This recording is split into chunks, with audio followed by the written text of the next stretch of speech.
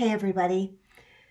So I felt inspired to talk a little bit about the new moon in Pisces coming up here on March 2nd because this is like the beginning of resolving some things that we've been dealing with all year long. Pisces, Sun in Pisces, is the time of year when it's we're working on our forgiveness projects. So we're working on Pisces is the sign of release, of forgiveness, of it's connected with Neptune, which is this higher octave of love. It's not the possessive form of love. It's the love that lets people be who they need to be, and we release our expectations of that. And that's a really hard thing for us to do as humans. So the new moon in Pisces is the last part of the year before the energetic beginning of the year at the spring equinox. So this time of the sun in Pisces is a beautiful moment to look at what we're still holding on to, like barnacles, what we need to let go of. And I'm talking really about our emotional bodies, the things that we're holding on to that might be resentments, unresolved things that we think, I can't let go of this until this is resolved. Those are Piscean things because it's a very dualistic sign. And so the new moon in Pisces has this incredible, like, to me, what it feels like is it feels like a soft, warm wind at twilight, like at some time where the stars are starting to come out and it's after sunset, and it's just like this warm, sometimes you feel this pocket of warm air, because Pisces is close to Jupiter, and this happens just every 12 years. Jupiter cycles through. It takes 12 years to get to the sign that it was in 12 years ago. So it's a 12-year cycle. So those of you who are Pisces or have Pisces planets will feel this incredible boost from Jupiter. And not only that, but so, Jupiter is connecting with this moon. The moon is the emotional self. It's the part of us that has the instinct to connect with things that we want to begin, especially around the new moon. We want to begin projects.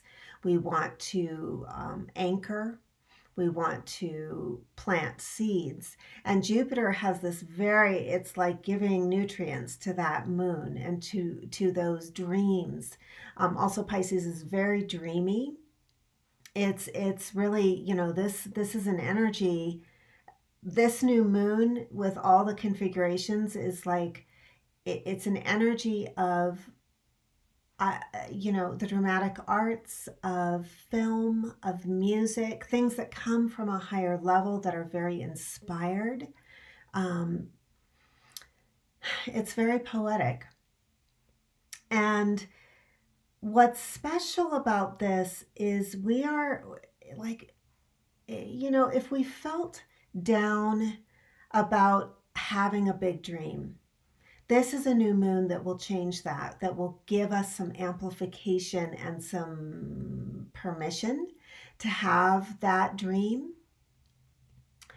And it's leading us toward a really amazing conjunction as well between Jupiter and Neptune that's going to happen in April.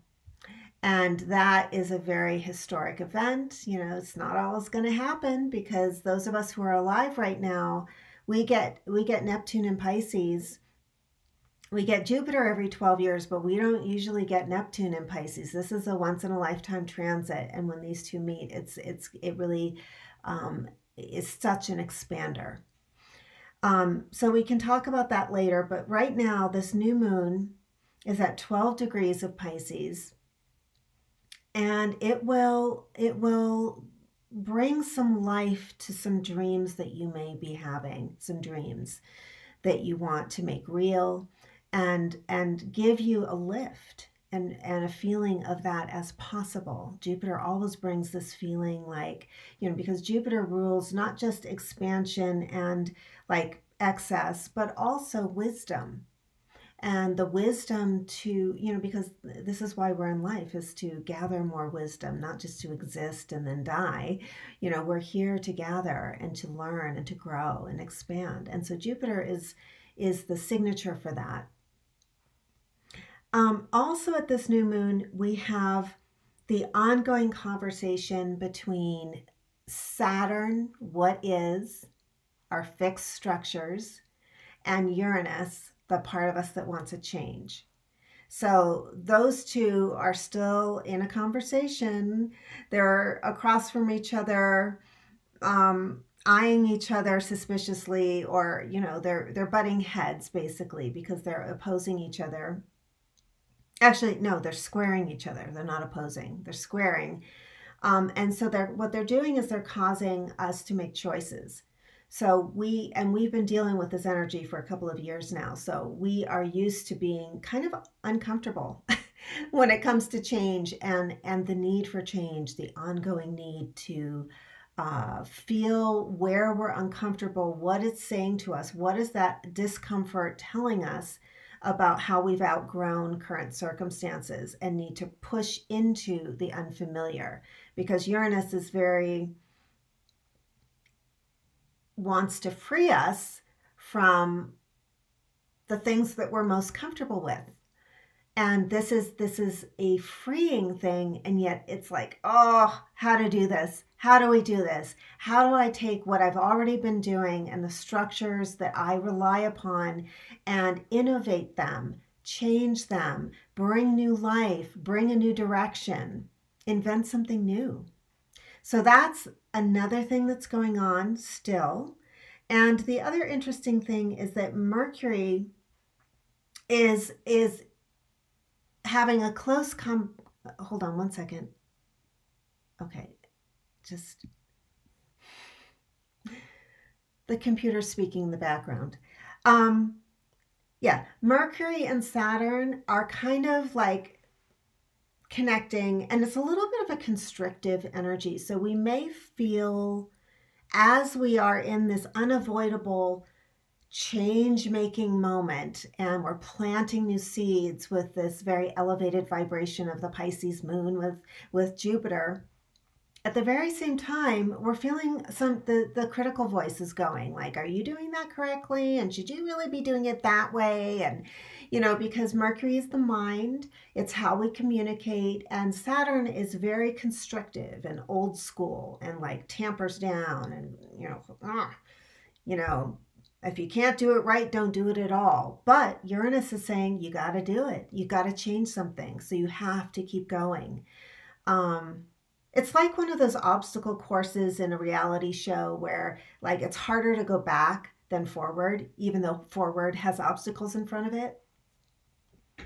Another interesting thing about the new moon is we have this also rare conjunction between Pluto, Mars, and Venus. Venus is what we want and how we want it. Mars is how to get that, or the get up and go get that for ourselves. And Pluto is, what do I have to change inside myself to have that? Because I will have it no matter what. Pluto is a very intense energy when he's with these desire planets, because these are personal desire planets, Mars and Venus, and Pluto is right there with them. So this is almost like it's like a heat-seeking missile. It's a little intense, although it's in Capricorn, which is not a hot sign, but it's a very unstoppable sign. I mean, Capricorn will just go, go, go, because it's the goat trying to get up the mountain. So what mountain are you climbing that is your heart's desire, that you have just sunk your teeth into it and you will have it? You will change anything you have to change to have this thing. So there's this intense drive that is also connected with this new moon energy. So you may find that even if you haven't had a lot of personal resolve around your ambitions, that there's just something, it's almost like somebody just wrote a screenplay about you having your ambitions and you're the starring role. Like that's one way to see this configuration is just you have this um it's like a musical. You know, the new moon in Pisces with Jupiter is literally, it's like a musical with, you know, song and dance and brocade and you know, pink and purple head wraps. You know, that's really what it is. But you've got this intense, driving, you know, Romeo and Juliet kind of energy as well.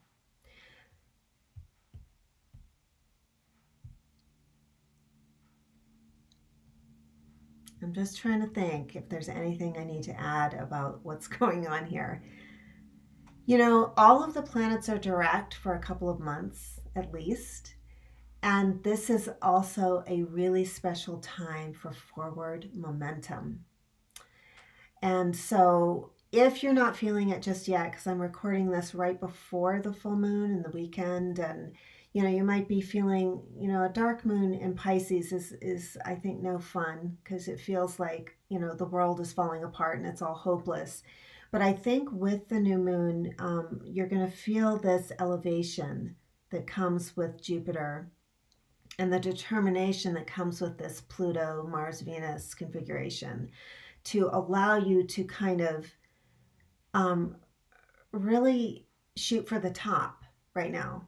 And so keep that in mind that there's a lot of support if you're willing to be uncomfortable for you to move forward with your deeply held desires and your ambitions and what you know is the highest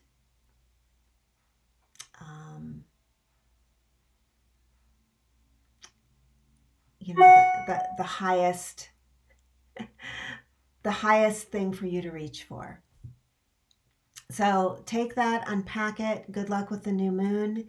Enjoy this energy. See how it all works for you. You might want to listen through to this again, through this again, and just take note of what I'm talking about. And I'd love to hear back and hear how this new moon feels to you as it comes buzzing into your space. Thanks for watching.